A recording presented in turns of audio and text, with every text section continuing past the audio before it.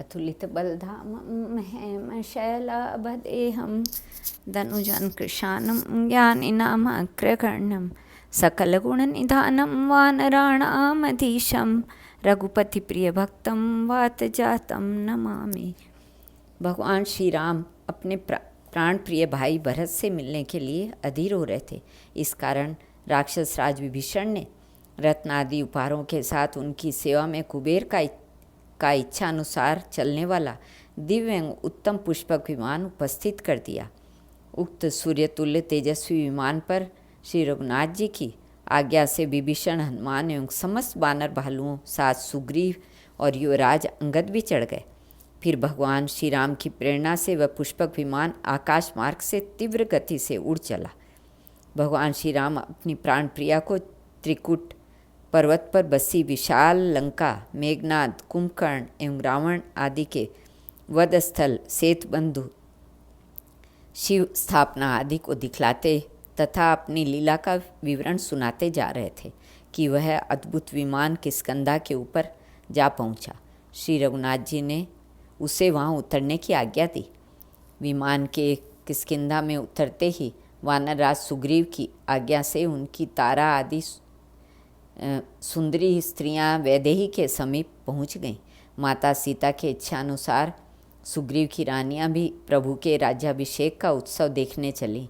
उस समय पवन नंदन हाथ जोड़े टकटकी लगाए प्रभु के मुखारविंद की ओर देख रहे थे, जैसे वे कुछ कहना चाहते हों। हनुमान जी ने भक्तवत्सल प्रभु ने उसकी ओर देखते हुए तुरंत पूछा। तब हनुमान जी ने हाथ जोड़कर अत्यंत विनयपूर्वक निवेदन किया, प्रभु, माताजी के दर्शन हुए अधिक दिन बीत गए। यदि आज्ञा हो तो मैं उनके चरणों का स्पर्श कराऊं। श्री रघुनाथ जी ने हर्षोल्लासपूर्वक हंसते हुए कहा, और हम लोग माताजी के दर्शन से वंचित ही रहेंगे क्या? प्रभु की आज्ञा से विमान अयोध्या पथ से हटकर कांचनगिरी के लिए उड़ चला। विमान के उतरते ही हनुमान जी के साथ स्वयं जगत जननी जानकी और परम प्रभु श्री राम सब के साथ उतर पड़े। हनुमान जी के साथ निखिल भुवनपति श्री राम एवं जगतदात्री सीता के सहित सौमित्री तथा वानर भालुओं का विशाल समुदाय और वानर पत्नियों के साथ विभीषण की पत्नियां हनुमान जी की जननी अंजना के दर्शनार्थ चली। माता का दर्शन होते ही हनुमान जी दौड़कर अबोध शिशु की भांति उनके चरणों में गिर पड़े। उनका कंठ अवरुद्ध सा हो गया, नेत्रों में आंसू बह चले। उन्होंने बड़ी कठिनाई से कहा, माँ, माँ।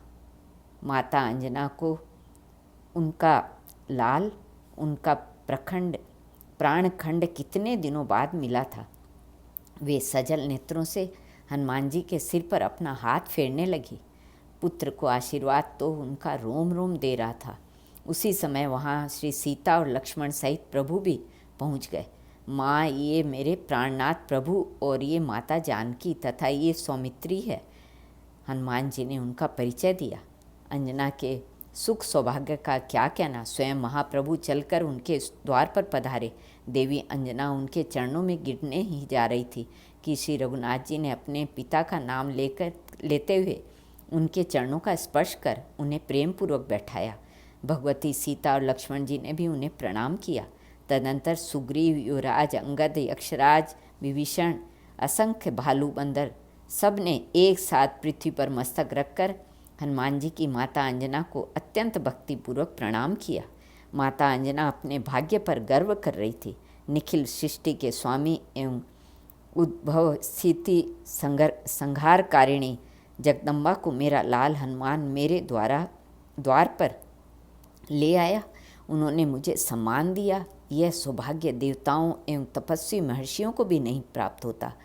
उन्होंने बड़े ही प्यार से प्रभु को, उनके मुखारविंद को, उनके कर कमलों को एवं अरुण कमल तुल्य लाल लाल चरणों को सहलाया। माता जानकी को हृदय से लगाया और सबकी ओर देखती हुई माता अंजना ने कहा, मैं जननी हूँ, मैं ही यथार्थ पुत्रवती हूँ। मेरे पुत्र हनुमान ने भगवान के चरणों में अपना सर्वस्व समर्पित कर दिया है और उसी के कारण जगदाधार स्वामी ने स्वयं मेरे यहाँ पधारकर मुझे अपना दुर्लभतम दर्शन प्रदान करने की कृपा की है। उन्होंने भी मुझे माँ कहा है। अब मैं केवल अपने हनुमान की ही नहीं, इन प्रभु श्री राम की बेटी सीता की, लक्ष्मण लाल की और इन असंख्य परम पराक्रमी तेजस्वी वानर भालुओं की माता हूँ। फिर उन्होंने हनुमान जी से कहा, बेटा, कहते हैं पुत्र माता से कभी उऋण नहीं हो पाता, किंतु तू मुझसे उऋण हो गया। तूने अपना जीवन और जन्म तो सफल कर ही लिया। तेरे कारण मेरे भाग्य पर बड़े से बड़े सुर मुनि पुंगुओं को भी ईर्ष्या हो सकती है। हनुमान जी ने माता अंजना के चरण दबाते हुए कहा, माँ, इन करुणा मूर्ति माता सीता को दशानन हर ले गया था। इन करुणा निधान की आज्ञा एवं इन्हीं की कृपा शक्ति से मैंने समुद्र पार जाकर लंका में माता जी का पता लगाया।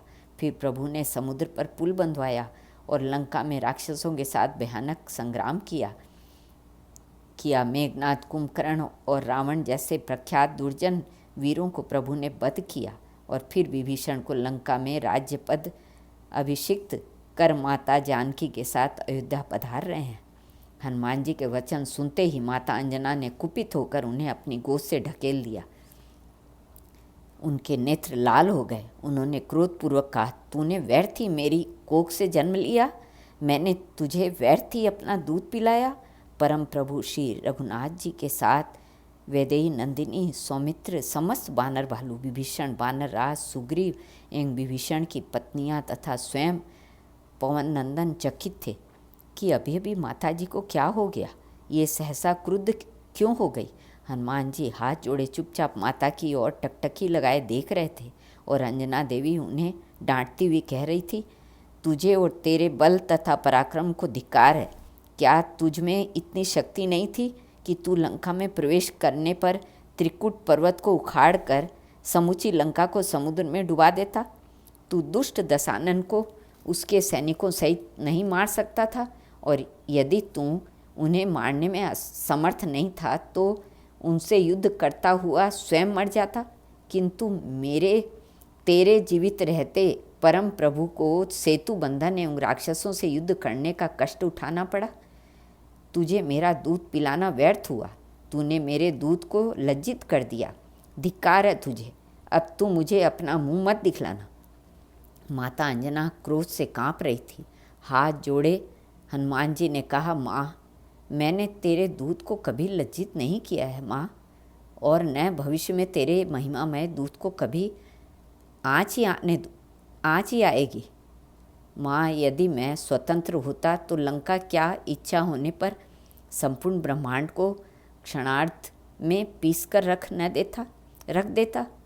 राक्षसों को तो मच्छरों की तरह मसलकर मार डालता और उसी समय माता जानकी को प्रभु के चरणों में पहुंचा देता। किंतु जगत जननी जानकी का पता लगाने के लिए समुद्र के पार जाते समय मेरे नायक जामवंत जी ने मुझे आदेश दिया था कि तुम केवल माता सीता को देखकर उनका कुशल समाचार लेकर लौट आना। हनुमान जी ने महामती मान जामवंत जी की ओर देखकर कहा, माँ, तुम इनसे पूछ लो। मैं यदि इनकी आज्ञा का उल्लंघन कर देता तो स्वामी की परम पवित्र लीलाएं एवं कीर्ति में व्यवधान पड़ता। मैं तो अपने प्रभु की सेवा के लिए केवल उनकी आज्ञा का पालन करना ही अपना प्रमुख कर्तव्य मानता हूँ। जामवान ने हाथ जोड़कर विनयपूर्वक कहा, माताजी, हनुमान जी सत्य कह रहे हैं। आपके दुग्ध के प्रताप से इनके लिए कुछ भी असंभव नहीं है, किंतु ये मनमानी करते तो प्रभु के यश का विस्तार कैसे होता। श्री रघुनाथ जी ने भी जामवान के वचन का अनुमोदन किया। तब माता अंजना का क्रोध निवारण हुआ। उन्होंने शांत होकर कहा, अरे बेटा, यह सब मैं नहीं जानती थी। मुझे आश्चर्य हुआ कि मैंने जिस हनुमान को अपना दूध पाला वह इतना कायर कैसे हो गया कि उसके रहते जगदाधार स्वामी को कष्ट उठाना पड़ा। माता अंजना के द्वारा बार बार अपने दुग्ध की प्रशंसा में सौमित्री अतिशयोक्ति समझ रहे थे। माता अंजना ने उनके मुखारविंद को देखकर अनुमान कर लिया था कि लखनलाल को मेरी बातों पर संदेह हो रहा है। उन्होंने कहा, लखनलाल, आप समझ रहे हैं कि यह बुढ़िया बार बार अपने दुग्ध का क्या गुणगान कर रही है, पर मेरा दूध असाधारण है।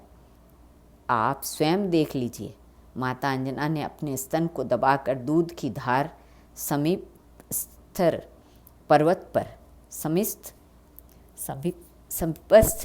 पर्वत शिखर पर छोड़ी। फिर तो वैसे वज्रपात हो गया। भयानक शब्द के साथ वह पर्वत फटकर 2 भागों में विभक्त हो गया। माता अंजना की जय! समस्त बानर भालुओं ने चकित होकर गर्जना की। माता अंजना ने कहा, लखनलाल, मेरा यही दूध हनुमान ने पिया है। मेरा दूध कभी व्यर्थ नहीं जा सकता। प्रसन्न मन श्री रघुनाथ जी हाथ जोड़कर माता अंजना से चलने की आज्ञा मांगने लगे। तब उन्होंने कहा, प्रभु, आपने दर्शन देकर मुझे तो सर्वस्व दे दिया है, फिर भी मेरी एक प्रार्थना है कि आप मेरे हनुमान को अपना बनाकर इसे सदा अपने चरणों की छत्र छाया में रखिएगा। हनुमान जी ने माता के चरणों पर सिर रखा तो उन्हें आशीर्वाद देते हुए उन्होंने कहा, बेटा, तू सदा निष्कपट भाव से अत्यंत श्रद्धा भक्तिपूर्वक परम प्रभु श्री राम एवं जगत जननी जानकी की सेवा करते रहना। माता अंजनी की जय। प्रभु के साथ सब लोग पुष्पक विमान पर आरूढ़ हुए और विमान तीव्रतम गति से अयोध्या के लिए उड़ चला। श्री कृष्णार्पणमस्तु।